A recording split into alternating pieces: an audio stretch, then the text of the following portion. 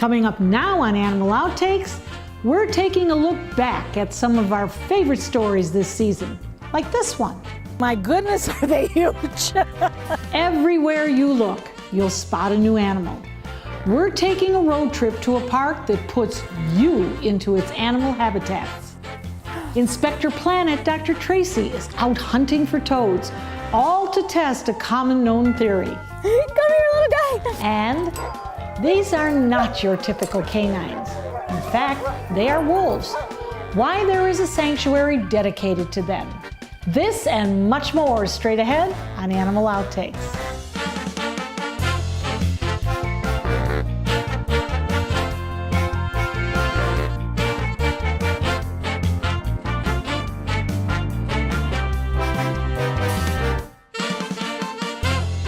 Welcome to Animal Outtakes. We certainly have gone on some amazing adventures, and we're only halfway through the season. So we thought it was time to look back on some of our favorite adventures. One trip really came to mind for me. It was a place where you felt like you were actually in an African safari. Can you imagine being surrounded by rhinos, giraffes, and even wildebeest? Well, it happened for us, and we didn't even have to travel to Africa to experience it.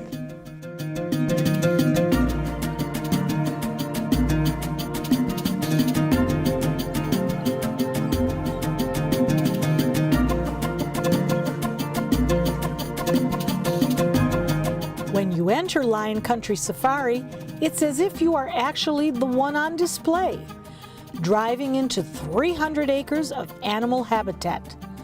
Looking out your car window, you can't help but see something amazing.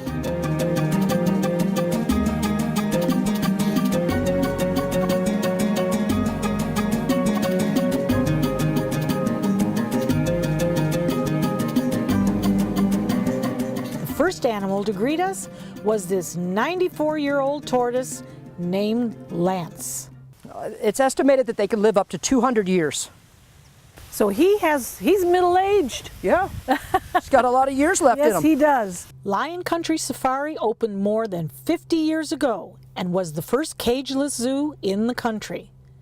To this day, the park prides itself as being a leader in conservation, giving the more than 1,000 animals here a natural open environment, allowing the animals to act as if they were in the wild.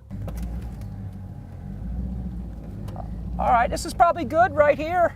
Wildlife Director Brian Dowling had us hop into the back of a truck to watch the feeding of some of the white rhinos.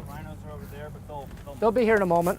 Oh, they're coming. They're gonna, when they come over here, they're gonna eat the alfalfa up first, and then we'll throw out a little bit of grain. You'll probably see a little bit of aggression amongst the zebras. Zebras are they're pretty rough and tough animals. That's kind of how they sort out their politics in the group is through aggression. And the rhinos are really a terrific animal to work with. They're very intelligent.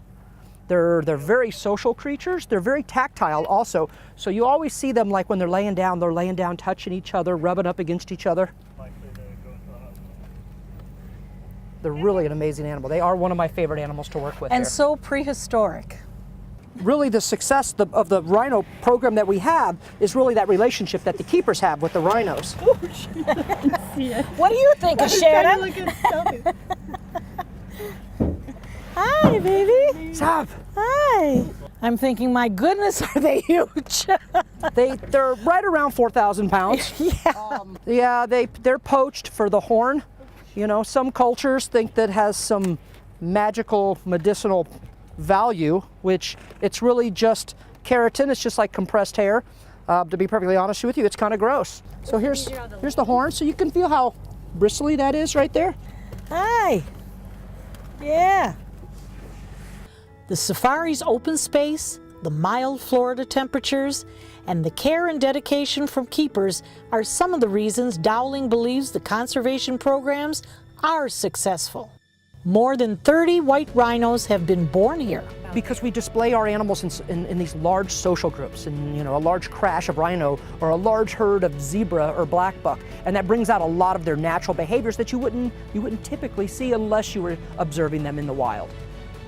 I actually, and it's hard to talk about this without getting emotional, but one time I saw a kid say they saw a giraffe. They started sobbing.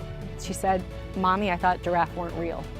So I think it is incredibly important to get out, to see that these animals are alive, and that's the way that you can connect to them in a really real sense and care about them in the wild, and care about the planet, and care about what you can do as an individual person to take better care of the planet and make sure that these guys have homes. We have been to many sanctuaries and zoos over 6 seasons of Animal Outtakes, and we have seen many animal enclosures. But the chimpanzees habitat at Lion Country Safari is really special. It is designed especially for these endangered animals.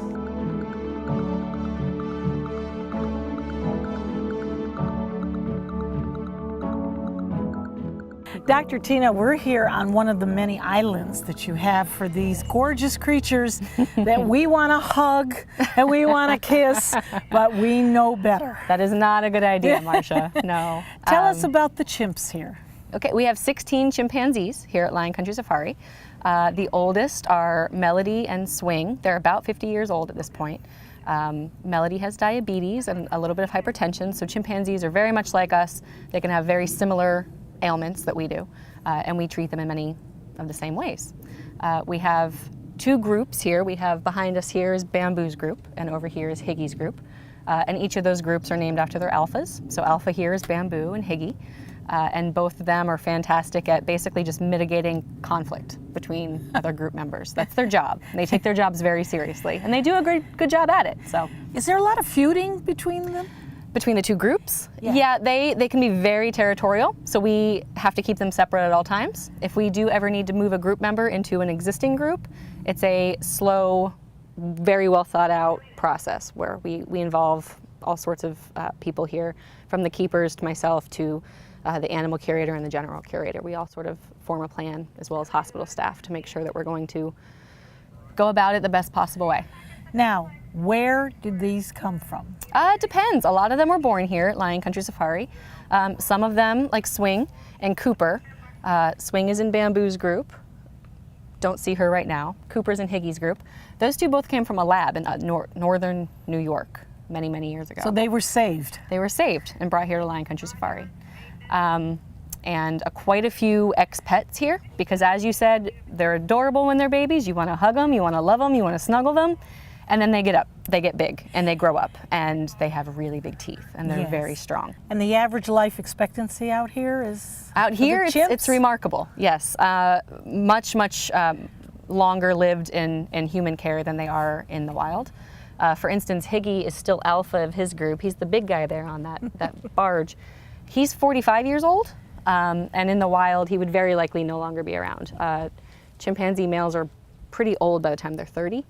And females as well. You're lucky if you see a female chimpanzee in the wild that's 40 to 50 years old. And as I said, we have Melody, Jen, Swing. We have quite a few 50-year-olds here. And we just recently lost Little Mama, who was she was a world famous chimpanzee. She was the oldest living chimpanzee. We lost her about a year ago, and we still very, very much miss her. But she was estimated to be in her mid to late 70s when she passed. I love to view these guys as ambassadors for their species in the wild, and I hope people view them and say, wow, they're really cool, they're really individuals, and they're really complex, and they have great family relationships, and they deserve to be conserved in their wild spaces. And so I hope that they come here, they get to enjoy our much beloved chimpanzees, and then they care about conservation of chimpanzees in the wild after they've got to know these guys. Stay with us. There's more Animal Outtakes coming up. People have asked me what it'll cost to restore all the corals back the way they remember. But I have to ask them, what will it cost if we don't do anything?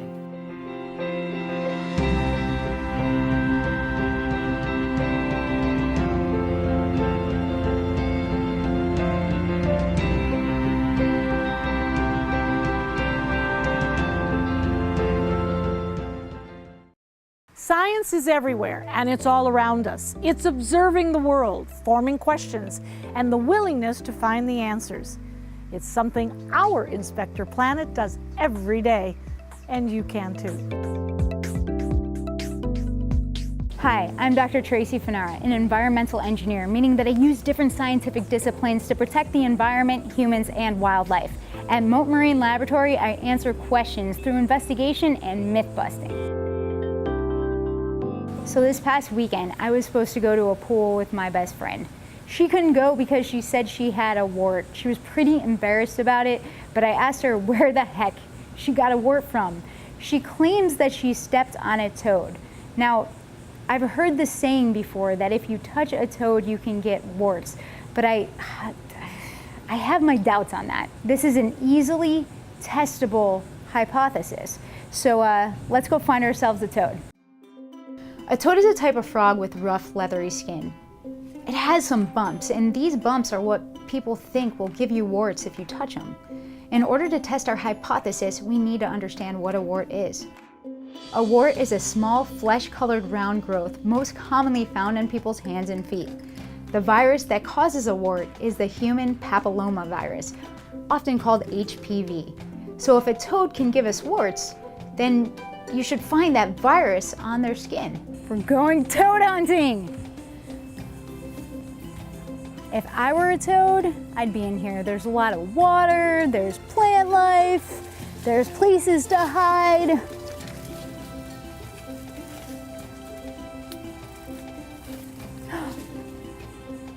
I think I see one. Oh man, did you see that? After some searching and a couple of misses, I found just what we needed. Come here, little guy. I got you. I got you. I got you. Oh, you are so cute. You are so cute. All right, let's take you back to the lab. So we got our frog. We're gonna do some testing. And this guy has lots of warts. So what we are going to look for is HPV, the virus that causes warts to be contagious.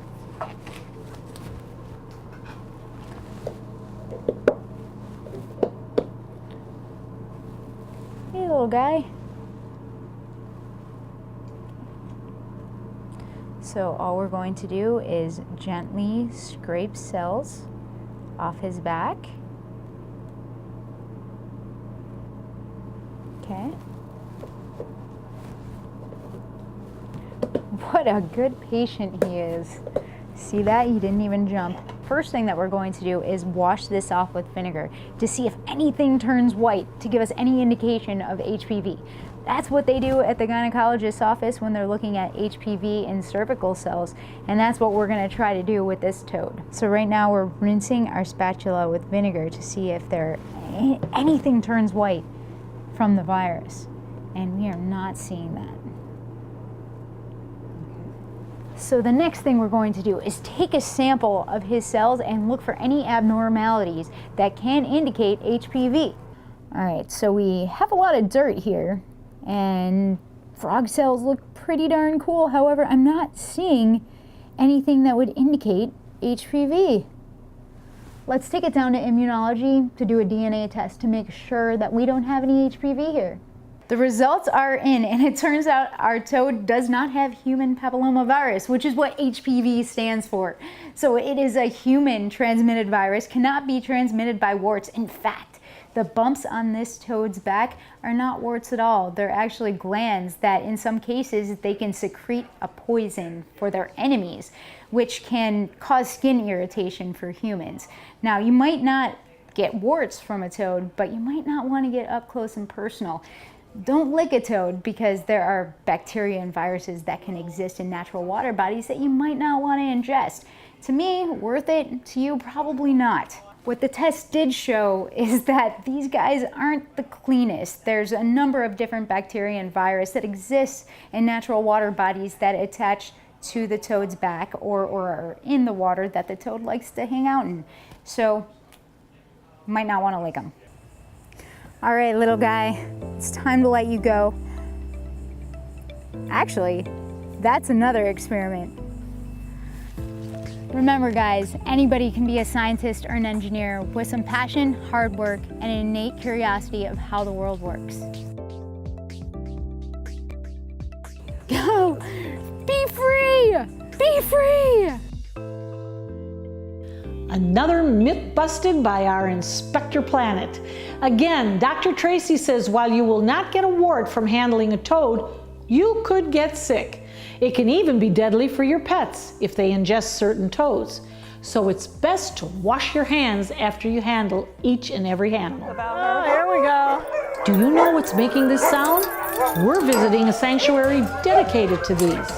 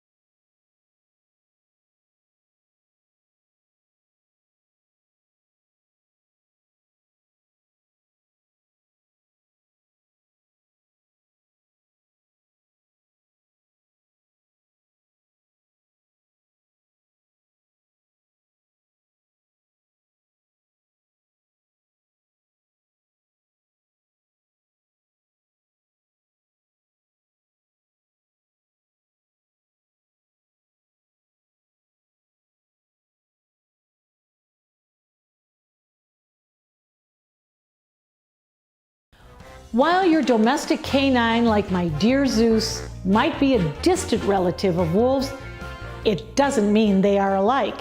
As we recently found out, wolves have a demeanor all their own.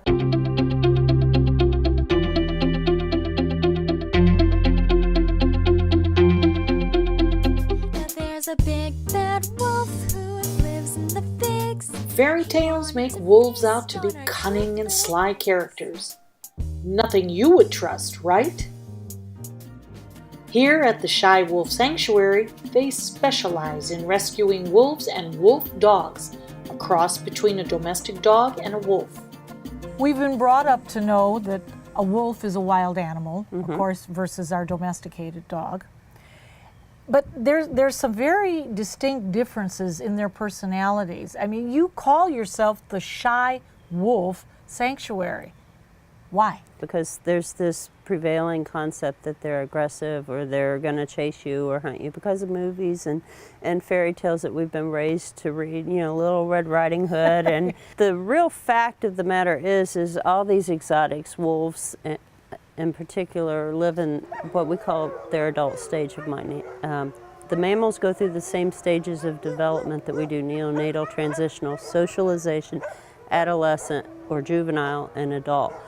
And what we've done over tens of thousands of years is we've kept those dogs in that juvenile stage. We've done the inbreeding and the line breeding and created certain traits where they're dependent on us. They want to come to us for food, for shelter, for direction. Even the canines look to their handler for tracking, trailing, or apprehension. They don't do it on their own. They need us. They need us. The wolves, on the other hand, will do it on their own, and they look for shelter. They know how to survive, and even if they've been bred in captivity for years and years, they still have that instinct, and they still function in that adult stage of mind. So if you're thinking about getting one of these animals, you know, that animal could be an adult child living at home with you, basically, is what you're dealing with, is you're trying to get them to do certain things you want them to do, behave in certain ways you want them to behave, but you have no way of telling them, yes, you're going to do this. Oh, here we go.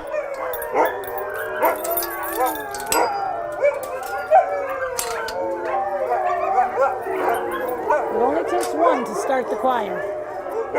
What's amazing is they all end at the same time. Do they? It's like a conductor cuts them off, and it's never more than 2 minutes. That's why our neighbors, we don't have issues with our neighbors, is it's not like the dog barking all the time like he's doing right now. And it's only infrequently during the day. How's my indigo girl? How is she? Oh, there she is. Sweetheart. Oh, there's my Indy. Now, she might get freaked out with you as a stranger, but this is our blind wolf, Indy. Miss Independence, she's 13 years old, and even though she's blind, she still runs around and She digs may her see some holes. shadows that Yeah, would help she her a little may. bit. She may. Hi, baby girl. Hello. Kisses, yeah. Oh my Oh, goodness. sweet baby. Buying a wolf dog can cost a couple grand. But volunteers here at Shy Wolf Sanctuary say you never really know what you might get. And that's why many animals end up here. Laws vary from state to state on whether you can even own a wolf dog. And just looking at the animal may not give you an accurate picture of how much wolf or dog they may be.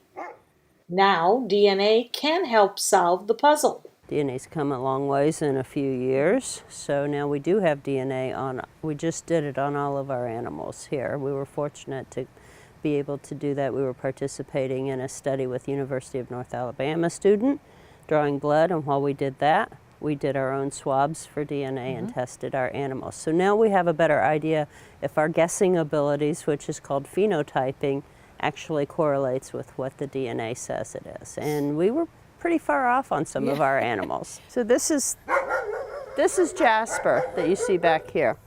And you see how he's pacing now that we're in here?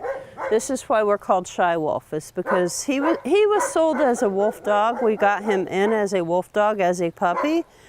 And when we did our DNA testing in May, he actually came back as a full wolf. So he's the opposite end of what we usually see, which is usually we see low to no content wolves sold as wolf dogs, you know, pretty much dogs sold as wolf dogs. But he actually is the real deal. And you can see how long his legs are, how narrow his chest is. He's got the straight face and nose. He's got the oblique eyes right over there. He likes to come on that side of the house and peek at us. If you watch when he's trotting, his back leg lands where his front leg is, so the gait is really important in evaluating these animals. So we need to clarify that he is anxious not because of his habitat, Because there are strangers in here.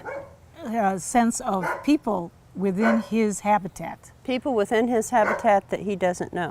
Now, how old is he? He's just over 2 years old. Well, he's a baby. Yeah, and they grow until they're at least 2 years old. So he's just now coming into his full size because they still are generally growing. But he is coming closer. Every round he's making, he's coming a little bit closer. And they want to know about us, but they just can't quite trust us. I don't blame him. Then we met Indy, a 13-year-old wolf who has vision loss. She was seized by Florida Fish and Wildlife and brought to Shy Wolf when she was just a few weeks old. The test came back 95% plus. We think she's probably a full wolf, but her dad is either her uncle or her grandfather. So that's how we created dogs. So that could account for the 5% or less that is coming back as dog. Hi, baby. You have a spatial energy for her to come right up to you because new volunteers, it takes them a long time. She's the one I told you is so shy generally of the three that were raised the same. Indy's the one that normally would not come up to strangers. You're a good girl, baby. Yes, and you're beautiful too. Just so beautiful. Indy has a good life ahead of her, albeit she's a little handicapped. Yes, she has an amazing life here. She digs her holes, we fill them back in, and then she has something to do the next day. I would say you're well trained. Yes, we are. You have been so gracious to us. We have seen every animal here, and of course the wolves, the wolf dogs, and so on. We have yet to see any stress. There is no stress here. How do you accomplish that? Well, it's about the animals for us. You know, we're here to take care of them, make their lives as good as possible. We have as big a habitat as possible. We provide foot tubs for them to cool off in. If they don't want to interact with people, we don't force them to interact with people. The moral of the story? While fairy tales are make-believe, everything we learned about the animals here is real. You gotta come up and say hi to me. Yeah. Give me kisses. Give me kisses, yeah. Give me kisses. Well, good girl. The timber wolf, or gray wolf as we call them now, was one of the first animals put on the Endangered Species Act when it was signed into law in 1973. Today, there is talks for the gray wolf to be taken off that endangered species list.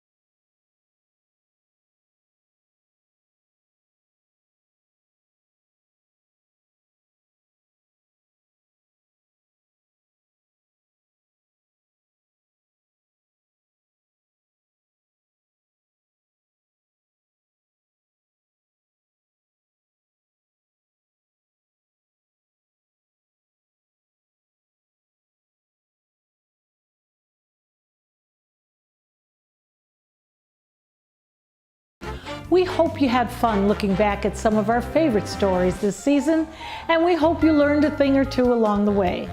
Zeus and I will be back here again next week with even more animals and some wild adventures. Until then, thanks for watching. Next, our Inspector Planet is searching for clues. Does this mollusks? This is not good. You got to spell wrong. I don't know what kind of noise that was.